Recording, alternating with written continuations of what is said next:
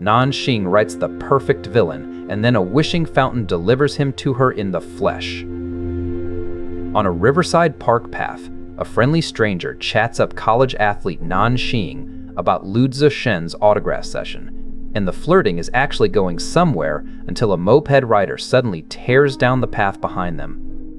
The rider is a purse snatcher, so Nan Xing shouts at him to stop and runs him down herself, and she launches a flying kick that knocks him off the moped, lands a high kick while he is down, and pins him in a hold until he stops struggling. Her flirty new friend suddenly remembers he left his dorm unlocked and flees the scene, which sums up her entire love life so far. Later at the gym, her juniors learn the big plan because tomorrow Nan Xing interviews to become the president's assistant at the Great Lu's company, X Culture. Back home, Nan Xing sets oranges in front of her late father's framed photo and an apple in front of the young man's photo beside it, because the boy in the school picture never liked oranges, and she chats to them both like they just stepped out.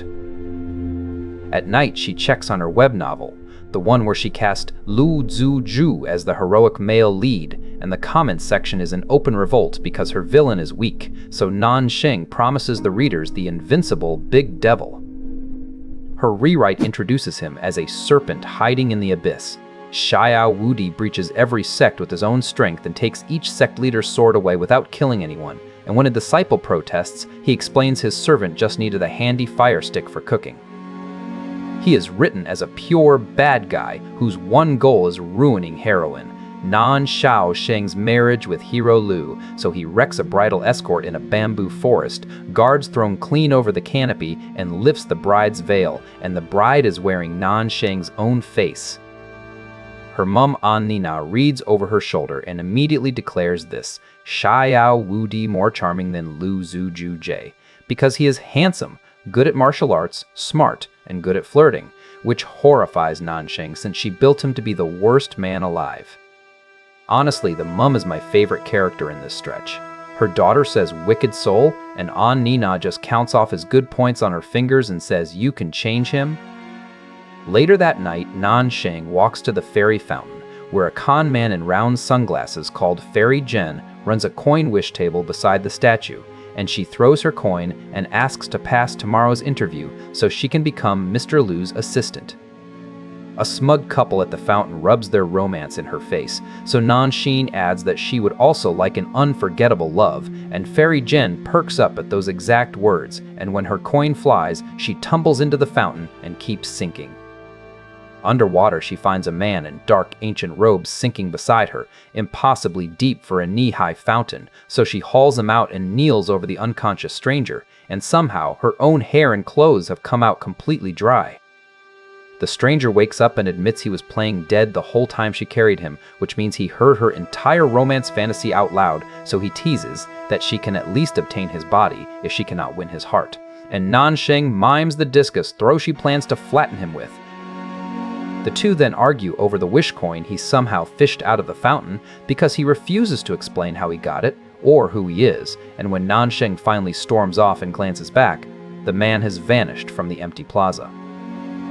Meanwhile, the Hanpu stranger explores the modern city where a red pedestrian light defeats him completely, and Fairy Jen materializes just long enough to tell him he and that girl are destined to be together, and tourists mistake him for a cosplayer and line up for selfies.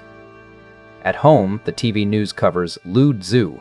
Chen's big book launch, where he publicly thanks his longtime partner and CEO Ye Qing, and Nan Xing tells her mum that fans are already sure the two founders are secretly a couple. That night in the library, the stranger reads through 500 years of history, and he learns that his Ming dynasty is long gone, because this is the 21st century, so the man is 5 full centuries away from everything he knows. The next morning, Nan Xing raids her mum's wardrobe for interview clothes, then wobbles up the steps of the X-Culture Tower in borrowed heels and walks the glass corridor past the company logo, telling herself to fight on. The interview starts badly because the panel points out she studied physical education and has 0 publishing background, but Nan Xing pitches herself as bold and brave and leaps out of her chair to demonstrate, which gets her told to calm down and sit. Then the president himself strolls in to observe, and it is Lu Zue Chen, her actual idol, and when the question lands about why she gave up on being an athlete, Nan Xing freezes completely and cannot get a single word out in front of him. Lu Zuo Chen and CEO Ye Qing then bicker like an old married couple about him dodging president duties to write novels, while a framed photo of a young couple sits quietly on the office desk, and Nan Xing walks out certain she has blown it. Quick note from me. That athlete question gets asked twice across these 4 episodes, and the show never answers it, so keep it in your back pocket because it clearly matters. Meanwhile, the time traveler has relocated to the library, where girls whisper about the handsome weirdo while he plows through entire book piles and even a space exploration magazine. But 500 years of human knowledge cannot explain what he is or how he got here. Rejected and jobless, Nan Xing walks past a milk tea cart running a couple's promo, so she pays the extra 1 yuan, collects the boyfriend cup anyway, and double fists both drinks alone while assuring herself that after a storm comes a calm. Couples keep reciting the same syrupy lines near both of them all day, so when Nan Xing mutters for someone to stop the lovey-dovey act and help her, Xiao Wudi blinks across the city mid-glare and lands in a city plaza with a free promo rose shoved into his hand. Nan Xing is crouched over a broken heel when she straightens up into the man from the fountain, rose between them, so she gives him her name, and Xiao Wudi studies her face and asks if she is the answer he has been looking for. The next morning, the Hanfu man is still there, planting himself in front of Nan Xing in the plaza while strangers stare, and since her heel never survived last night, she is out in public in pink smiley slippers, and when she gets herself stuck, nobody else will stop, so he frees her. Cornered in a wood-paneled hall, he finally explains himself, because her fountain wish summoned him into this world, and the dream, the coin, and him appearing behind her out of nowhere were all part of it. But Nan Xing wants to know what any of that has to do with her. Then the stranger announces his name 1 syllable at a time, Xiao Wudi, known in the martial world as young Master Hehuan. And as the novel scenes flash by, the villain leaps past armed men and lifts a bride's red veil. Nan Xing realizes she is standing in front of the bad guy she wrote herself. Xiao Wudi pokes at a city bus like it might bite back, because he wants nothing from this era except a way home. So the two return to the wishing fountain and repeat the whole coin ritual in reverse, and absolutely nothing happens, so he flings the coin away in disgust. Plan B is dreaming their way back, so they lie down side by side under a lamppost, and Nan Xing worries that anyone passing will think they are committing suicide for love, while Xiao Wudi brags that his tortoise breathing technique puts him under within 3 breaths. The dream actually works, because Nan Xing wakes inside a misty fairyland with a statue pool, where Fairy Zhen admits the whole scheme. Since she asked for an unforgettable love, he simply sent her Xiao Wudi to be it. Nan Xing demands a refund, but the fairy's magical powers are limited and he cannot take Xiao Wudi back, so his official advice is to put up with it for the rest of her life, and he blesses her with long legs in her next life, at which point she hoists a rock at him, discus style.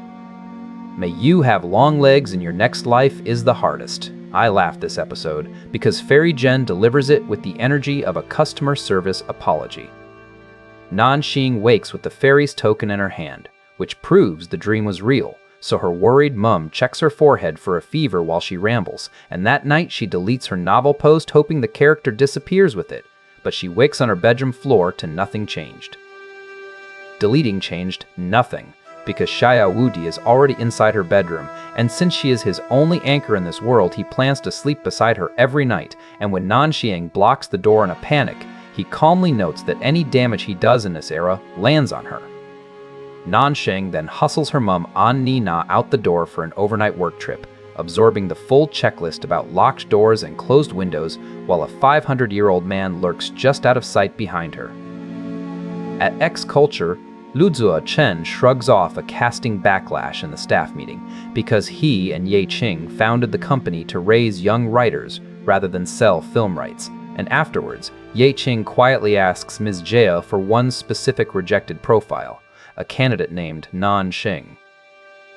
Back home, the young master refuses any breakfast under 10 dishes, so Nan Xing buries the dining table in 1,070 yuan of takeaway, and he lounges on the sofa in full hand fu, picks at it, and informs her she is not worthy of being his servant. She is just his hostage. The modern shower defeats him next, so Nan Xing supervises from behind a plush eye mask while Xiao Wudi strips his robe mid-sentence, and he keeps needling her about the blindfold until she rips it off and announces that she is a modern adult woman.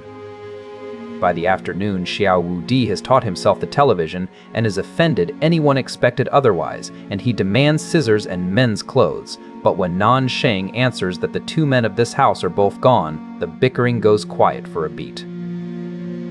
Over at X Culture, Chen excitedly pitches Yiqing his next plot twist and asks her to dinner tonight to keep talking, but she declines because she already has a date, and it turns out today is her birthday, which he apparently forgot. Nan Xing begs her best friend Xiang Susu for men's clothes, so Susu hands over a tracksuit stripped straight off their teammate Xiao Hao, and the doorblock lies get so absurd that Susu sniffs the air and asks if that is the stench of love she smells.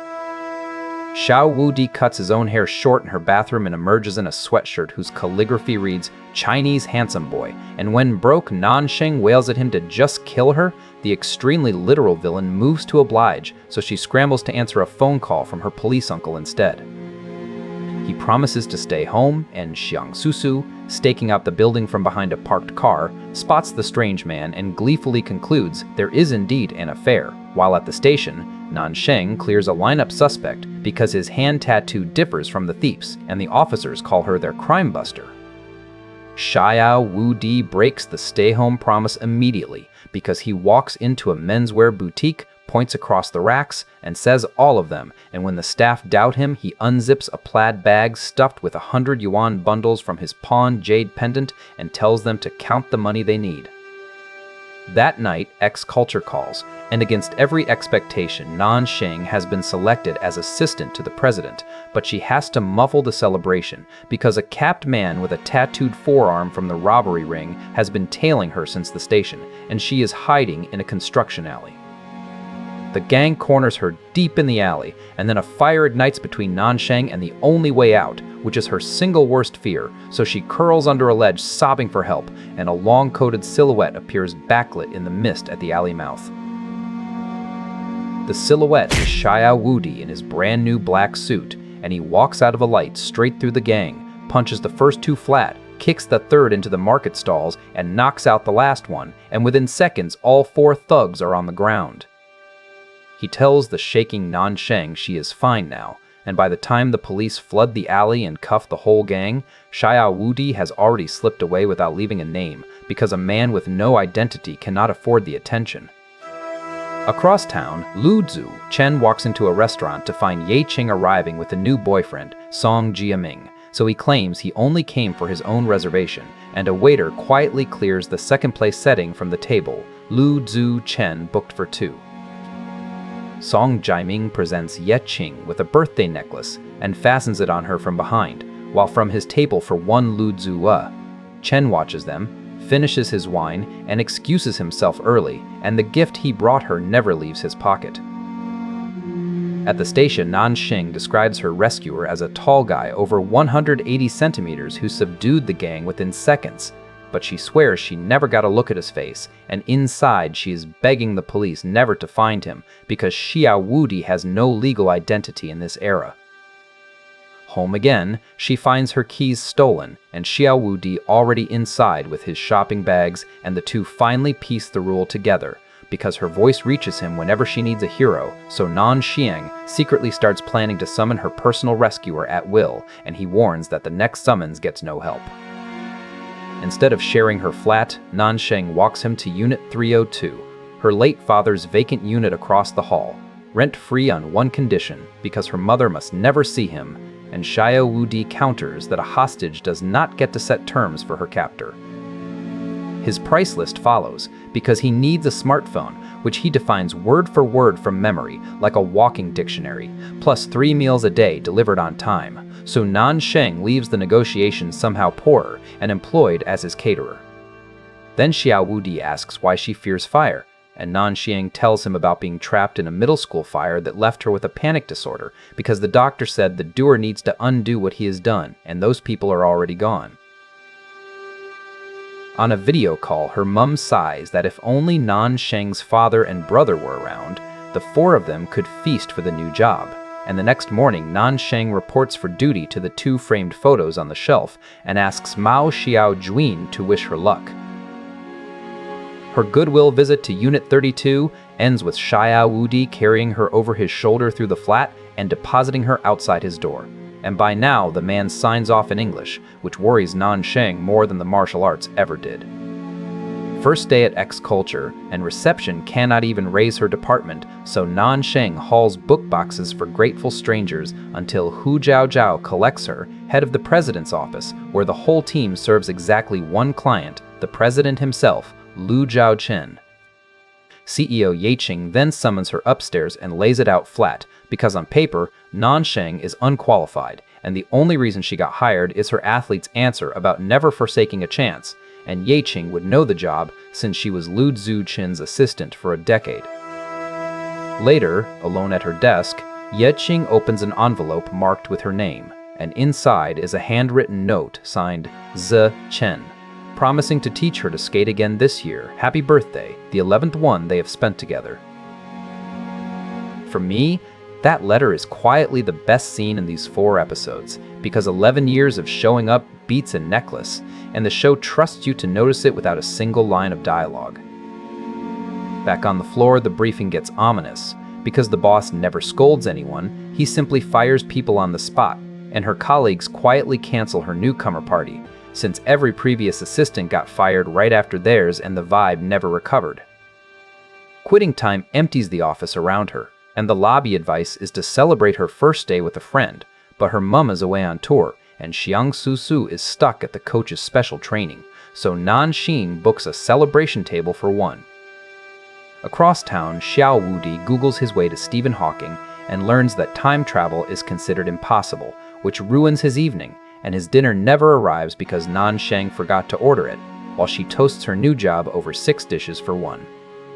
At the next table, a boyfriend dabs his girlfriend's lips, so Nan Xing, mouth smeared with sauce, idly wonders when someone will wipe her mouth for her, and the wish drags Xiao Wudi across the entire city into the opposite chair, repeating her thought back word for word. He lectures her that a saucy mouth does not count as trouble, but the wish keeps looping in his head, so Xiao Wudi snaps, grips her face, and scrubs her mouth with a napkin in front of the entire restaurant, demands to know she is happy now, and storms out. This gag got me, because he crosses half the city in a fury just to perform the exact tiny act she wished for, and that is the entire show compressed into one restaurant scene. On the ride home, he lines up the pattern, because the summons came when she was stuck, when she was in danger, and now at dinner, and resisting one splits his skull like the tight hoop curse, so Xiao Wudi decides there is a hidden rule and Nan Xing might be lying to him.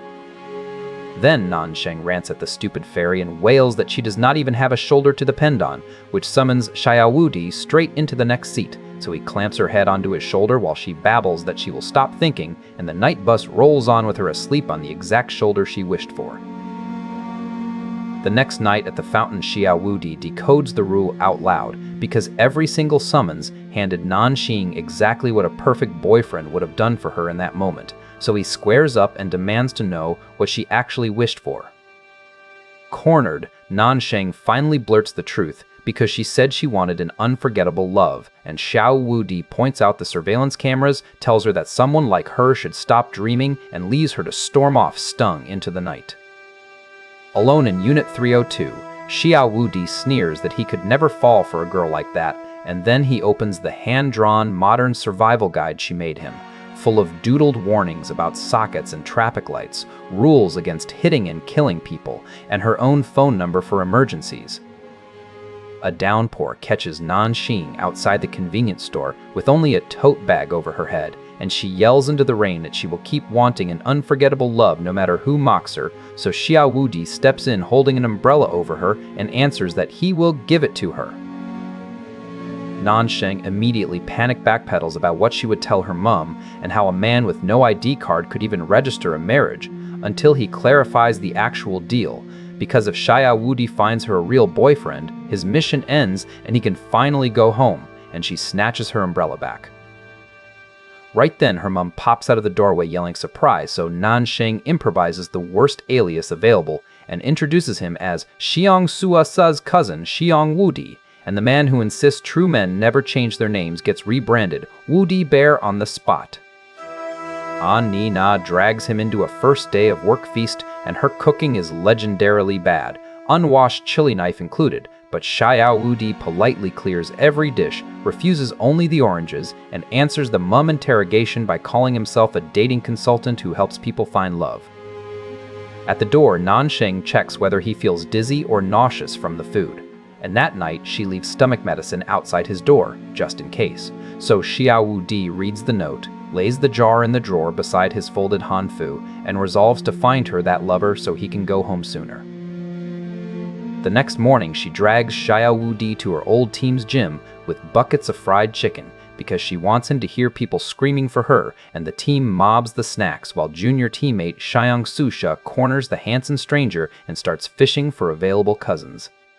Se cheerfully explains that everyone likes feminine girls who dress up, in every way unlike Nan Xing, which is why her senior stays single, and Xiao Wudi's reply lands out of nowhere, because maybe Nan Xing has simply been waiting for the right person all along. That defense is the first time the villain act really slips, and he looks genuinely annoyed with himself about it afterwards, which is my favorite kind of romance writing. Nan Xing orders Sashat to keep away from him and from the house since her mum knows the man under a fake name, and later in an office corridor, Xiao Wudi wonders aloud whether he can ever go back, so she gives him her own motto, never abandon, never give up. Day 2 at X-Culture starts with Nan Xing handing every colleague a flower, which charms Miss Zhao into finding her receipt-pasting work, while behind her back the office quietly bets on how fast the boss fires her, because he is finally coming in today. The boss walks in and it is Lu Zi. Chen himself, so Nan Xing rushes over, freezes mid-greeting all over again, and receives the same question about quitting athletics followed by a cold. Why are you still here? And Zhao has to explain that the frozen girl is his new assistant. Lu Zhu. Chen storms off to Ye Qing to demand answers, but she owns the hire, because the girl is gutsy, meticulous, and a longtime fan who can tolerate his temper, so he sets the clock instead, 1 week, to change his impression of her or she is fired.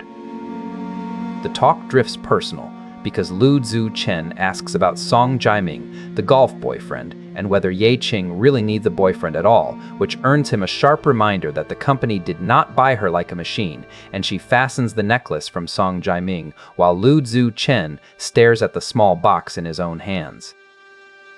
Nan Xing rehearses a confident greeting at her desk, springs up, and accidentally hits the boss, again, and then makes it worse by offering to accompany Lu Zhu Shen while he writes at home this week, so the moment he walks off she face plants into her receipts, declaring herself socially dead. Meanwhile, Xiao Wudi has the delivery man swap in a new television and fresh curtains at Unit 302, and back at the office the colleagues console Nan Xing with genuinely deranged math, because she hit the boss twice and still has the job, which means she is doing quite well. That evening, Xiao Wudi ambushes her in the hallway demanding photos, officially to ward off evil, and warns her once more not to summon him no matter what happens, and when the photos land, they are police commendation shots with pennants reading courageous crime fighter, so he groans that it is all on him now. Next morning, Nan Xing lets herself into Unit 32 with her mum's breakfast, clocks the new television and curtains, and gets caught snooping. So at the door, she hands the box over and promises never to walk in without permission again, and Xiao Wudi accepts both the breakfast and the apology. Day 3, she clocks in to whispers about the girl who hit the boss twice, and with Lu Zhu Chen writing at home, there is nothing for her to do, so Nan Xing begs for any task including hard labor, gets pointed at a chaotic storeroom, and single-handedly reorganizes the entire thing, wheeling the man-high Lu Zhu Chen book, signing banners into place. Hu Jiao. Jiao rushes in, apologizing for forgetting her all day, then gapes at the transformed room and asks if she really did all of this alone, and the praise comes with a job security punchline, because if boss does not want her, Ms. Jiao wants her. Then Ms. Zhao remembers the actual news because someone is waiting for Nan Xing, a super handsome guy, more handsome than boss in her expert opinion. And he told the front desk that he is her neighbor, which means the villain she wrote has just walked into her workplace. 4 episodes in, this show runs on one joke told with total commitment, and honestly, I am on board. Subscribe and turn on notifications so you catch part 2 the moment it lands, and thanks for watching.